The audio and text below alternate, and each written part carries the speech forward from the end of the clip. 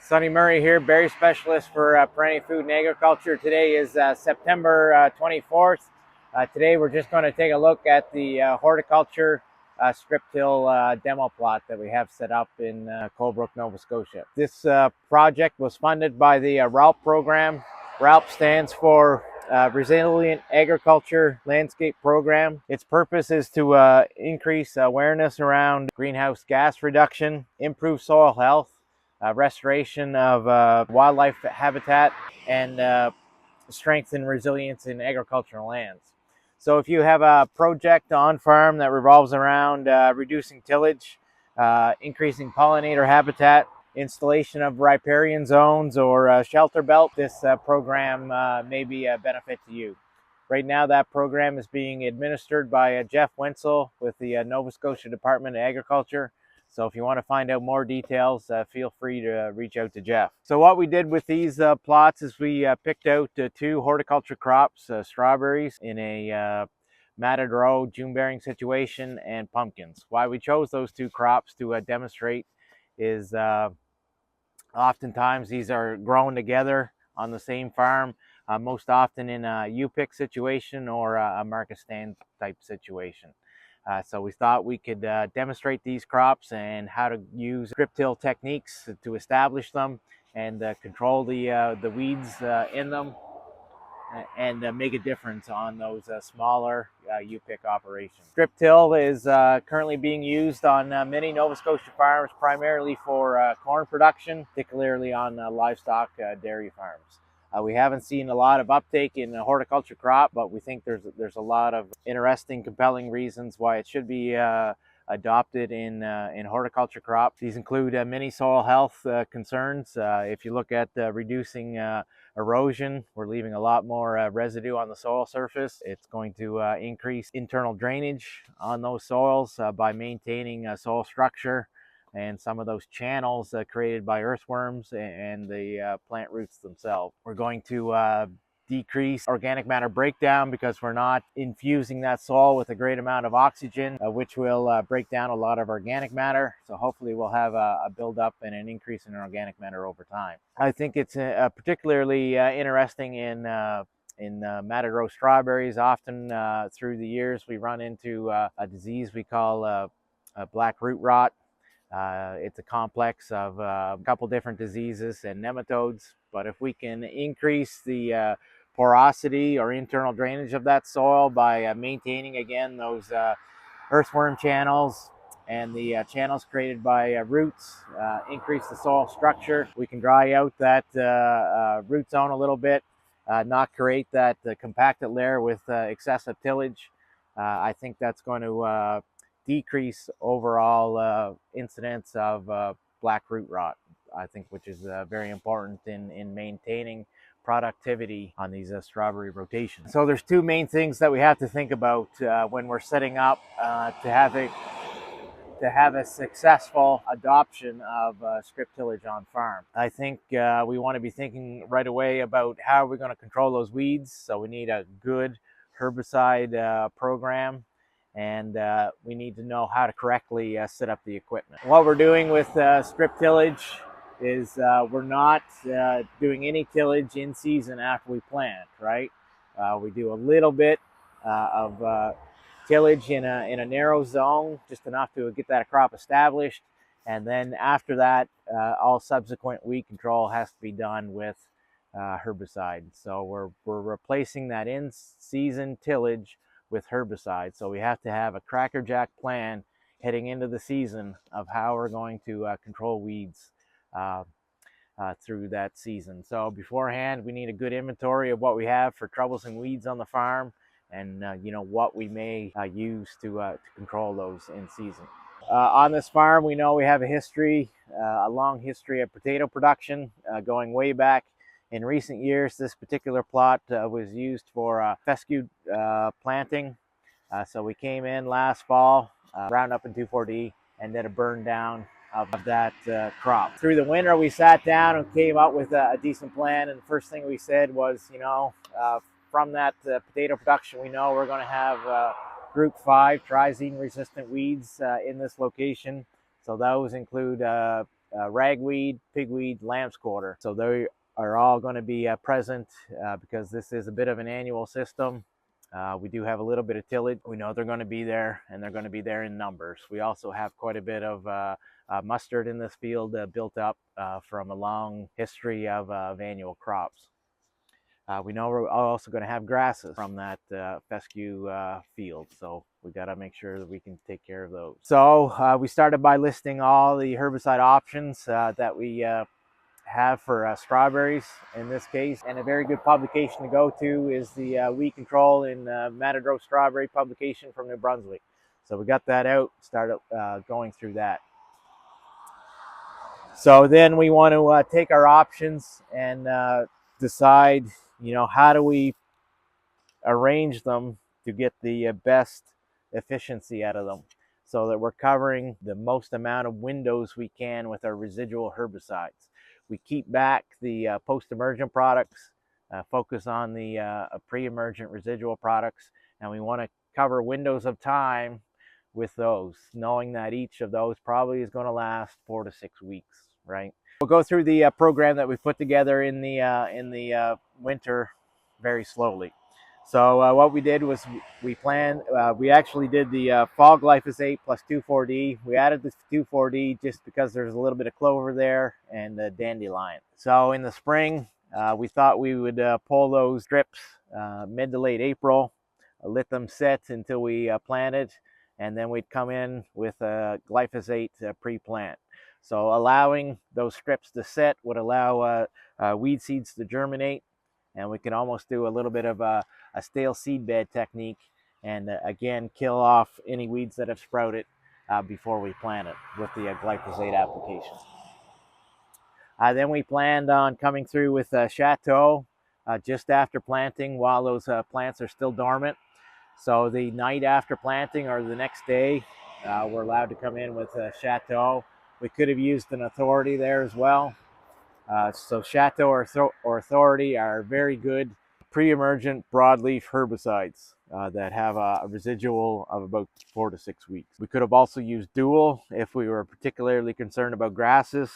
Dual also has efficacy on red root pigweed, lamb's quarters, and a little bit on ragweed. So we could have used that, but I thought that the broadleaves are going to be more of a concern in this planting, and we always have a venture or a post in our back pocket that we can use later on post-emergent. We also have to remember not to mix Chateau and Dual or Authority and Dual together. It can cause quite a bit of phytotoxicity if the weather goes the wrong way on us. So we can't necessarily use them together. So thinking through our program a little bit, we can get out to 4 to 6 weeks and then put a Sinbar on, and I like to get that Sinbar on before the plant starts running. That Sinbar goes on in the rain. We can get away with quite a light rate to decrease the phytotoxicity on the plant. And that should take us through until about Labor Day, September period. Labor Day, September period, I think we also need to come through with another Sinbar. Just to get us through that fall period. Often in Nova Scotia, the rains return in the fall. We have a flush of weeds germinating, and often those weeds are your nasty biennials that'll establish in the fall and go to seed in the next year, or perennials. So we want to have something there, I think, to get us through that fall period, to cover us off until we get to dormancy. At dormancy, we can come through with another product, maybe more Sinbar. We've got quite a bit of Sinbar on there already. We probably should rotate back to a group 14, like an Authority or a Chateau. If you read the label on Chateau, we're only allowed to use it once a year. So we plan to put an Authority on just to cover ourselves off on complying with the label. As a backup plan, we can use post-emergent products. So if we see grasses becoming a problem, we can put a venture or a post on. And if our Chateau fails, we can put the 2,4-D on at a very light rate 2 to 4 weeks after plantings. So, I think it's important that we mesh together our residual products and have our post-emergent products as a backup plan. If we rely strictly on our post-emergent products, we only have one kick at the can, right? And things can easily get out of control on us. So if we can lay down our residuals, and if we see a problem, we have our post-emergent products as a backup plan in our back pocket that we can come through with. So that's our plan going into season. What actually happened was that we got off to a great start. We pulled our strips in late April. We planted after putting our glyphosate on in early May, but then it came out hot and dry, quite a bit of stress on the plants. We had a little bit of pressure from European Schaefer beetle that we didn't quite get under control the way I thought we should have. It was quite dry, so we drenched. Probably didn't have enough soil moisture there for good dispersal of that insecticide product. So we suffered quite a bit of loss from that European Schaefer beetle. As a result, we had to replant. So we replanted. Now we're dealing with strawberries of uneven stage. So we had to come back through and drop some more plants in there. Some of the plants that we originally planted did take off. So now our staging is kind of off too. We're in there making tracks at the multiple times, picking off buds. And that's creating a little bit of soil disturbance, even though we had quite a bit of residue on the soil surface. That's breaking down our weed control barrier from that chateau. So we had some weeds break, which was a little bit unfortunate. So now you're wrestling with what do we do? So we had to lay down some 2,4-D. It was very hot and very dry at the time of that 2,4-D application, so we made the decision just to do between the rows and not over top of the crop itself. That was very important, right? So we're not stressing the plants out, but we're still getting control of the weeds. A lot of those weeds were your common annual type weeds, a lot of mustards, ragweed, pigweed, lamb's quarters. That's what we saw at that time. We got great control. We still had decent control up next to the plants within the in between the plants themselves, and I think it's just because we're not getting that disturbance of the chateau at that time from the foot traffic. Fast forward a couple weeks, we did have a break of grasses. Got to get in there and control those grasses. We had the venture in our back pocket. Things are still looking pretty good in August, but we got some weeds breaking. We caught them at a very young stage with our Sinbar. We caught a rain, put that Sinbar on in the rain. And again, our plants are still quite struggling through that heat. So I made the decision again to just do inner row. We got to be a little bit careful with this application because Sinbar is a group 5 and we have triazine resistant weeds in here. So we got to ID the weeds that we're trying to control. We had good control previous with our 2,4-D application. We still had a little bit of our chateau kicking around. So we were able to control the weeds that were present with the Sinbar application. Again, we made that decision to go inner row. So we didn't have a lot of herbicide right over top of the strawberries itself. That chateau was able to carry us through to that period, and we ended up with what we see here today. By eliminating the herbicides over top of the crop, we relieved a lot of stress that could have been on that crop through that hot period, and we achieved 9 runners per foot of row. Our goal is really only 4 to 6 runners per foot a row, so we got what we needed for a plant stand at the end of the day. So I feel very good about our herbicide program. We came up with a plan, we adapted to what we saw in season, and things never got out of control on us. By taking a walk through there every week or every 2 weeks, we were able to see the weeds that were slowly coming and react to them. We want to catch them when they're small so that things are never out of control. That's the way we work through it. The other thing we need to think about is how are we going to set up that equipment. So the equipment we used here, corn grower in the area to come in and pull our strips for us. Ideally, I thought we should have come in the fall, early fall while things are still dry with a shanked machine, pull those strips, create a nice little raised berm, slightly raised, and then freshen that in the spring. That allows us to use deeper tillage in the fall. If we look at a soil pit here, and I'll put a picture up on the screen of what we're seeing, is once you get down 7 inches, there's a tight spot in that soil from 7 to 9 inches. If we use a shank machine in the fall while it's still dry, we can set that shank at a depth of 9 inches, and we don't want to go a lot lower than 9 inches, and that'll rip that layer below 9 inches, and this soil profile is still quite loose for us. So if we could do that, we can break up that plow pan, that tight area of that 7 to 9 inches, and then in the spring we'll come through, stay very light, shallow, and do a freshening pass, and that'll allow us to warm up that soil because it'll be a little bit darker, and we can wait a few days and then plant into it. So ideally, we'd like to do a 2-pass. In this system, the way things worked out, we only made the spring pass. It was a great pass, worked up to a very fine seed bed and a level seed bed, so we're able to run our transplanter and our machinery all over that very easily. Because it's the machine is set up for corn, you know, we have a zone being worked up every 30 inches. That's about 6 inches wide. Ideally, we would have dropped out the row units, every second one of them, and ended up with 60 inches. That would have given us our 5-foot spacing, which is pretty well ideal for our strawberry situation, as well as our pumpkins. By eliminating that tillage in the middle of the row, we're leaving a lot of the residue on the soil surface and not bringing up new weed seeds to the soil surface. That helps us with weed control, but it also helps us trap soil moisture by leaving that residue on top of the soil surface.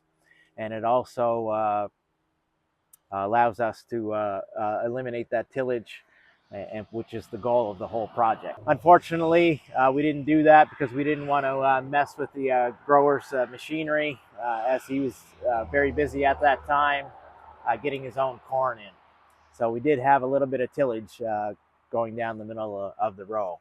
So let's jump down the plot here, and we'll have a look at how the pumpkin's established, and see what kind of results we got there as well, and run through the pumpkin herbicide program.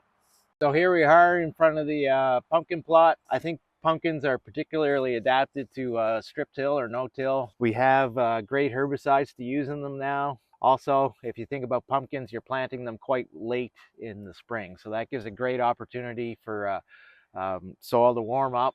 A lot of guys are using a corn planter to seed their pumpkins here in Nova Scotia, so that kind of lines up with the whole strip tillage and spacing as well. So just to take you through herbicide program, and we approached it the same way we did with the strawberries. We sat down in the winter, thought about the weeds that would be present in those fields, and this is quite a field with a high pressure of weeds, right? So we know we had to be on our game, have things put together. So we sat down in winter, went through our options and how do we put them together, again, to fill in those windows of time with residual products, keeping post-emergent products in our back pocket in case we had to use them. So again, just to take you through that thought process, in the fall we did a burn down.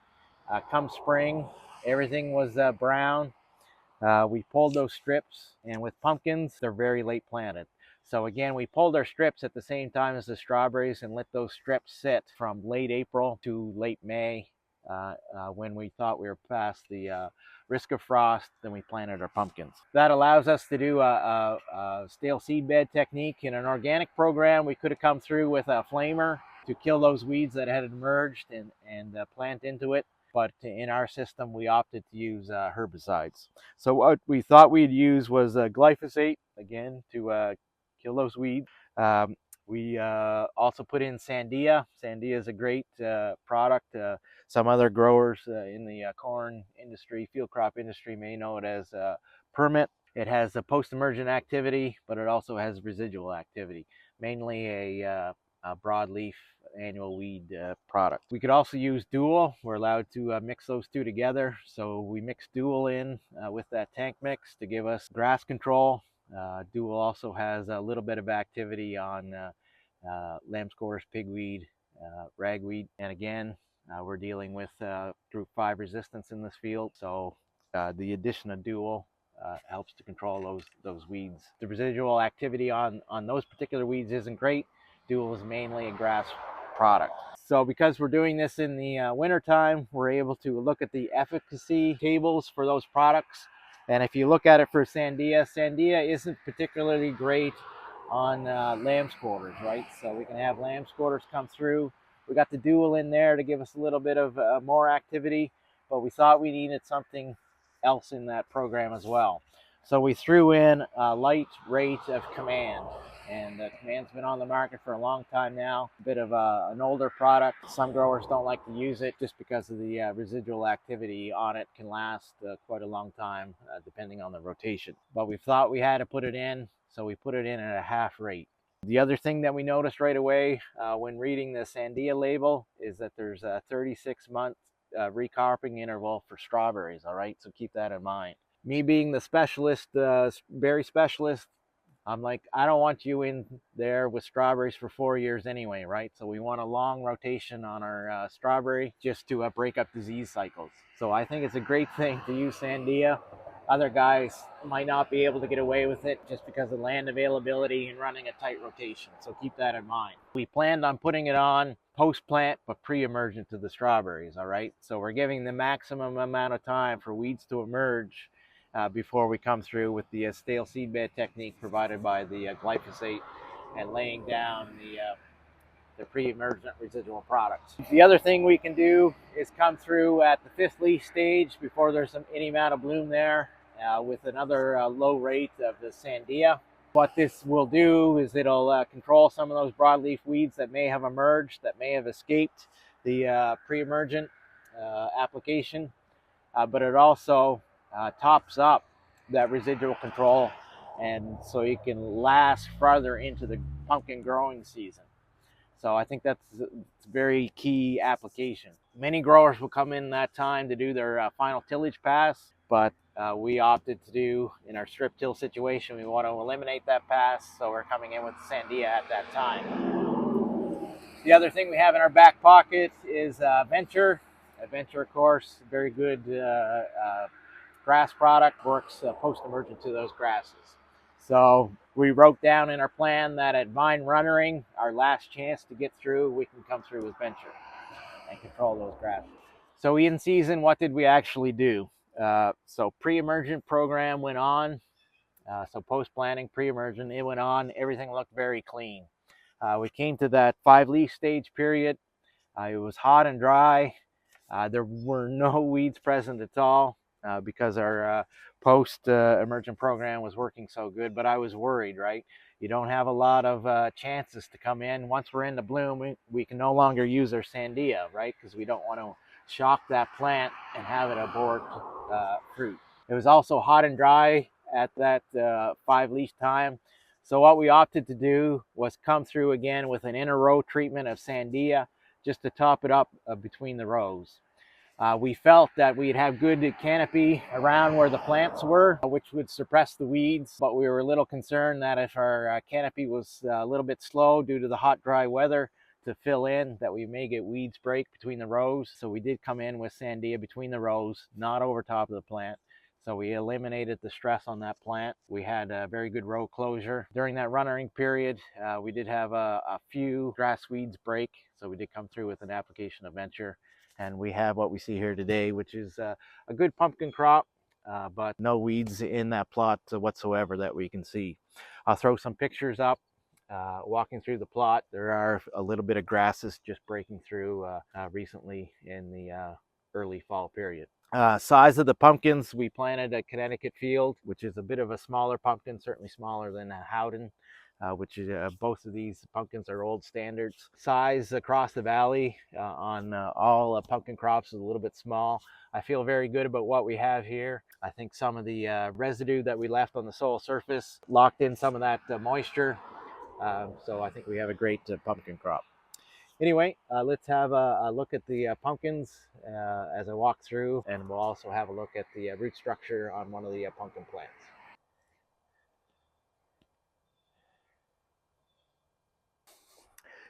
In this section of the field, we're looking at the pumpkin root system in this shallow trench. When we came through in the spring and created our strips, we tossed quite a bit of soil out of the strip in this section of the field, which isn't desirable. This makes your planting zone lower. In a wet year, this could fill up with water. On a slope field, this could become a bit of a trench where soil, where water runs, creating erosion and blowing out your strip. So we got to be a little bit careful with that. At the end of the day, we want a slightly raised zone of tilled dirt just slightly above the undisturbed dirt at the side. When we ran that strip, we were only about 3 to 4 inches deep in the spring. Very interesting to see the root system of the pumpkins moving outside that zone with its coarse roots and its very fine roots as well. I think that's a success. We didn't create a compaction zone when we ran that strip that's impenetrable to the root system. So just to sum up the strip till and horticulture crop demo project that we have going on here, I think we can control the weeds without the in-season tillage. And I think many of our horticulture crops are adapted to strip till. I think it's very important that we delve into machinery selection a little bit more, particularly after strawberries. When we terminate the strawberries and flipping to that next crop, I think we're going to want a machine that has quite a bit of a shank on it, because we're going to move between those strawberry rows with our next crop and do the strip in the laneways, right? And we could have quite a little bit of compaction from foot traffic and sprayer traffic that we need to break up. The thing about strawberries is, you're finished harvesting by mid to late July, so we can get in there, pull those strips, get a cover crop in there as well to help break up and alleviate that compaction to get into pumpkins the next year. We need to think about strip tillage and how it's going to work with that whole rotation, and how we're going to put our cover crops in there. All right, so I think having a no-till drill on farm along with a strip till machine is going to be a key component in getting those cover crops fitted in between our horticulture crops to maintain soil health and tilth, and to break up compaction in that strip till operation as well. So we need to figure out how we're going to fit those all together, and what other crops we can plant in that rotation as well. So sweet corn is a no-brainer. I'd like to see how broccoli or some other cold crop can fit in there to help lengthen that rotation and break up our herbicides as well. Anyway, if you have any questions about how to make that strip till work, we'd love to discuss them with you. You can reach out to me anytime at smurray@perennia.ca. Take care.